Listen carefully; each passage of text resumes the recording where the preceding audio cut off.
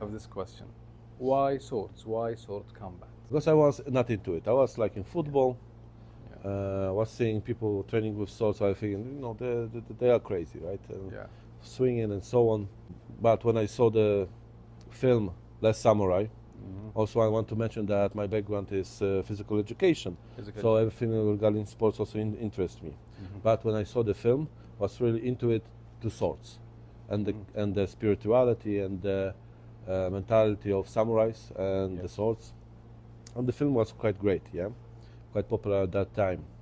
So I want to find a club. I want to find, first of all, maybe Japanese martial art club that are training with swords, to get to start training with swords.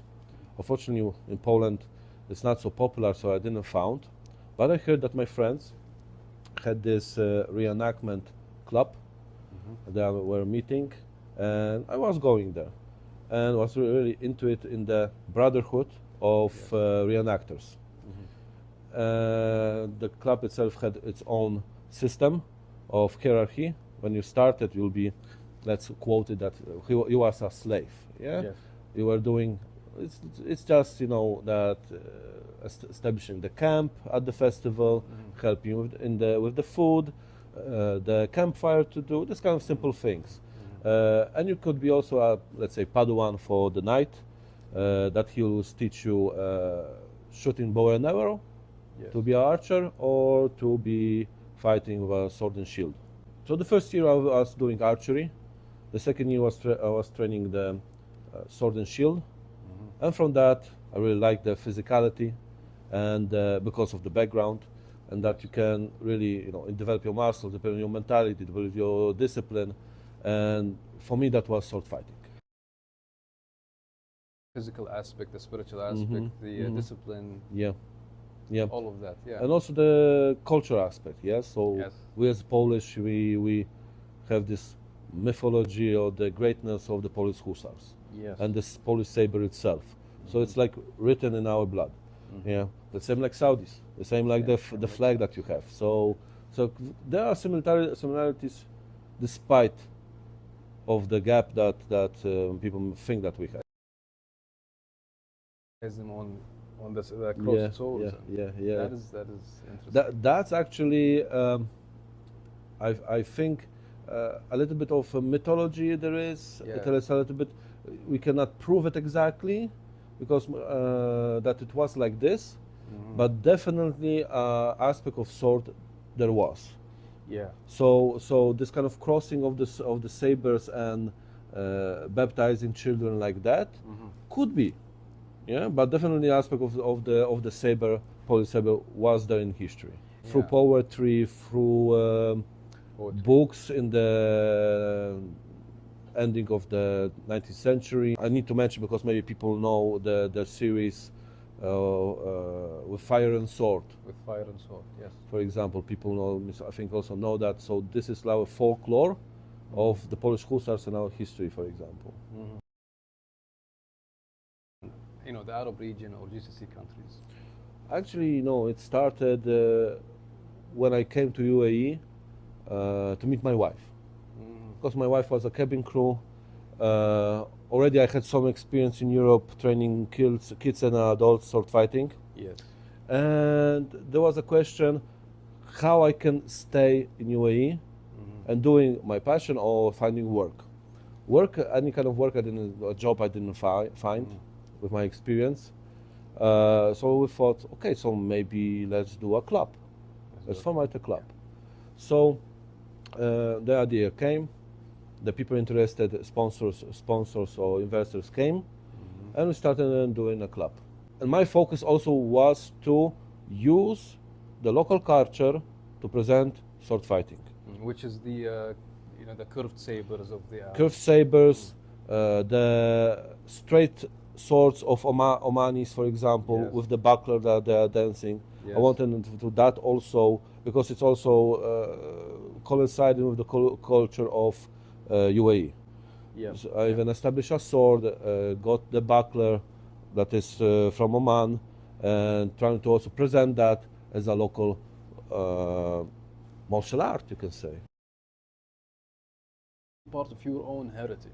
Yeah, true. I can speak for my culture.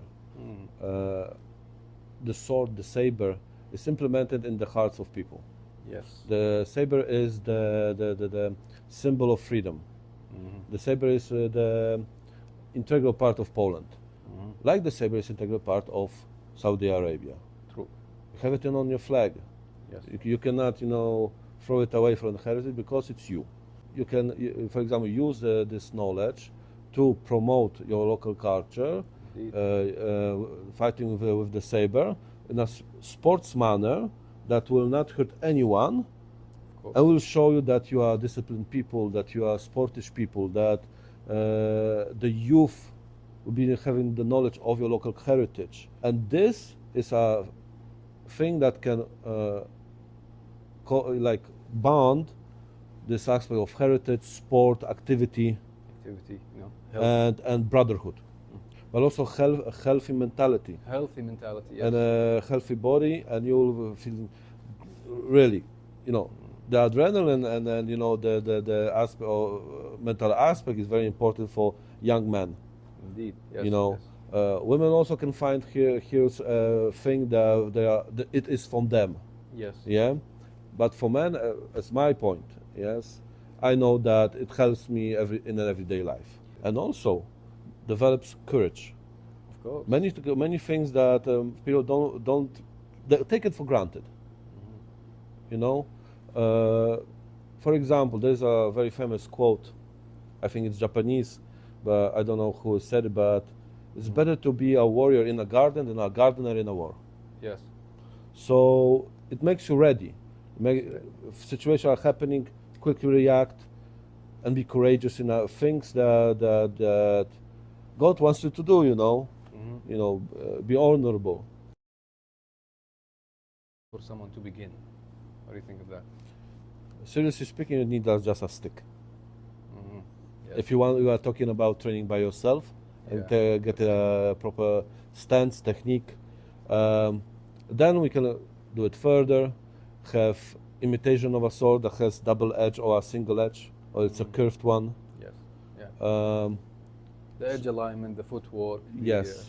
For example, from history, from manuals, we know in Poland that children from young age in the 17th century were taught to fight with a stick. Yes. What's called palcaty.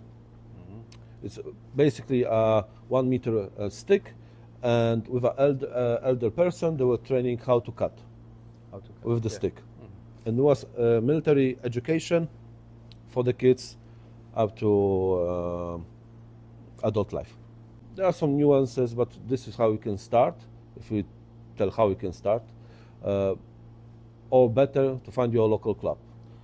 There needs to be a club with a proper guidance, safety also guidance, that you will not cut yourself. Yes. If, for example, because there is also type of sword fighting, cutting, for example, things like, for example, with the katana they do in Japan. Yeah. For example, cutting a bamboo stick or wooden stick, just Match showing because you have proper technique to cut anything. Yeah, and also dueling. Yeah, but dueling is with blunted weapons, very safe, with equipment, and you need people to know which things to buy, how to react in fighting, and eventually we want to praise the best ones. We want to do the tournament, to show, because you compete to show that you are the best one, you need tournaments. and it shows how you develop. Because the tournaments is not just to see the best one. The tournaments to show how you develop with sword fighting. Yes. And show everyone it's a safe sport. It's a safe and it's attached to the community, to the heritage. You won't face them with a sword, but that's not even a comparison. This is a field and that is a different field. So what do you think about that? For that people, I have an answer. First of all, this kind of question, why not, is a little short-minded and close-minded. Because sword fighting teaches you reaction. The same like firearms, decision making. So there are things that are compatible that you can do also while learning sword fighting. and also physicalness. Also, already we talk about mentality, right? Yes. Courage, reaction of situation that we are in danger, reposting things that that are in this situation. For example, even in everyday life, if somebody is telling bad things about you, for example. Yes. People that are training sword fighting will actually, why are you doing so that, like this? Why are you telling me that? Yeah, they would be more defensive. Yeah, and sword fighter will just tell, if you think so. Because sword fighters don't want combat with you. They were just left in peace, because it's not a situation that is like life or death. Patience, you know. So this kind of questions, you know, just people don't know. It's ignorance. Courage plays a major role here. Yeah. Well, firearms, the biggest difference between sword fighting and firearms is that firearms can be fired by everyone. Yes. And you don't need to be noble or having any idea. But also with that, like with a sword, if you are not knowing what you are doing, you can hurt yourself. Of course. You know. And because of that, many things you need to learn, even in sword fighting and also firearms. Question. So go ahead. Okay. So actually, before I answer you the question, I wanted to tell that in GCC there is no club doing that right now. Even because I ended my journey in UAE doing the club, for many reasons that I don't want to mention here. I go to Poland for 2 years and still thinking about the GCC, that my passion, my goal, my dream is to establish this in Saudi Arabia. And actually was thinking about Saudi Arabia because I thought that it would be better here than there. So was in contact, was contacting you, yes, and eventually we are here. And answering the question, in Europe the sport is quite big, especially reenactment, especially HEMA, Historical European Martial Arts, basically modernizing of sword fighting and modern sport equipment. And they don't need no help. They have their own clubs, federation. It's going good. Many people are starting to do it. Tournaments in Poland in saber fighting, quite big. In Turkey there are many tournaments that people want to invite even people from the GCC to fight with. Of course, yes. And because of that, for me, the challenge is to do something somewhere else. There is the culture of swords, and let's say it's a little bit selfish for me that I will be one of the first. I think pioneer meets pioneer. Yes. We're doing Yes. you know, things Yes. that have never been done here in the Arab world. Like, people look at us and they think they're lost or they have nothing better to do. But in reality, we're creating a culture. Trust me. I showed people what you are doing in Al-Fatwa in Europe. They are first of all shocked that the Arabs are doing that, and they are doing it like they are doing. Yes, in the same quality. The needed and accepted quality. Reading the manuscripts, following guidance of historians, academic work, everything that you need to establish a club, start a reenactment of your culture, and show it abroad. Yes. That's why I invited you to the tournament in Poland. In Poland, yes. That soon it will be, and the world will know that there are reenactors in Saudi Arabia that do sword fighting. As I see through profile, meeting you guys also from Al-Fatwa, I think 2 to 3 clubs in any major cities. To establish in every major city, it will be established, you know, and the sport will get a foothold.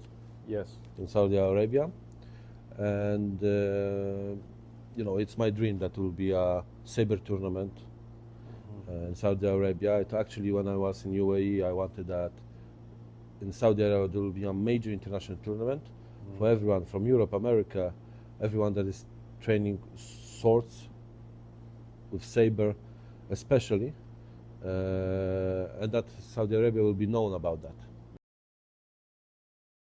good. You think it does have a clear future in Saudi Arabia. But we can see, Al-Fatwa is having engineers, history buffs, or even academia level people, Of course, yes. doctors, sport teachers. So we have everyone to not only legalize the sport, but also show the people that we are not madmen. Yes, we're an established think tank of let's say experts. That's true. That's true.